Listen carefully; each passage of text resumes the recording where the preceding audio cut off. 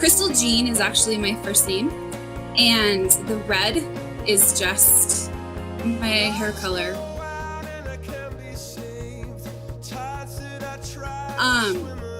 So I had actually not even been aware of fan fiction on any level at all for most of my adult life until Facebook started, BuzzFeed, until kind of they mentioned stuff. And for years I would see these posts fly past about, the top 10 Harry Potter fan fictions. Last year in April, so not this April, but the previous April of 2016, I finally clicked on it and I saw the summary for Isolation, which was back Jan. And I have to do today. I'm getting ready for a medical procedure. I need something to, distract me. And I read the story in a couple of hours. I'm a pretty quick reader. And I was just completely and utterly taken in by the fact that they were able to take these characters, put them in a situation that is completely outside of the books in a way. And it was utterly believable and it wasn't utter tripe.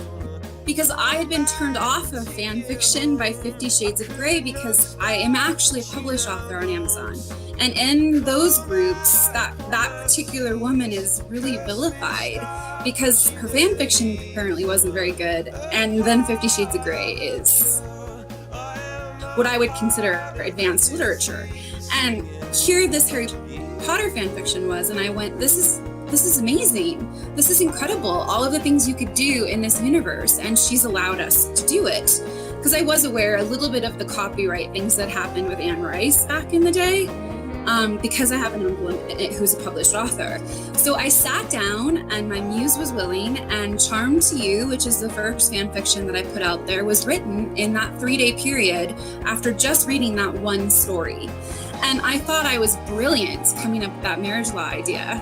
And then in fan fiction, I realized there's the whole thing about marriage law, and all of these things have been done before, like the charmed ring in that story that I thought I was so brilliant for coming up with. So it was really just utterly pitiful how naive I was coming into it when I wrote Charmed. I literally only read one fan fiction, and then I started publishing Charmed, and I realized quite suddenly, somebody has blazed this trail before me. I'm not as brilliant as I think I am, but I just kept publishing the chapters and I was getting, a positive response, and it became seductively addicting how you publish fan fiction, because you do it chapter at a time, handing a novel off to a friend or an editor, or in my case, my uncle, and getting, one person's feedback.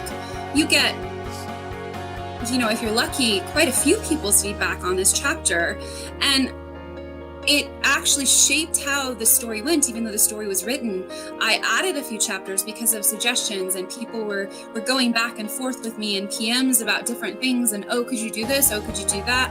And then I realized that it was an incredible opportunity for free to basically practice your writing technique. Because this is a community that is completely willing to give you advice, stylistic type of tips, grammar tips. And I'm not someone who takes those kinds of flames very serious. Like, they don't hurt my feelings. I'm really excited when things like that happen.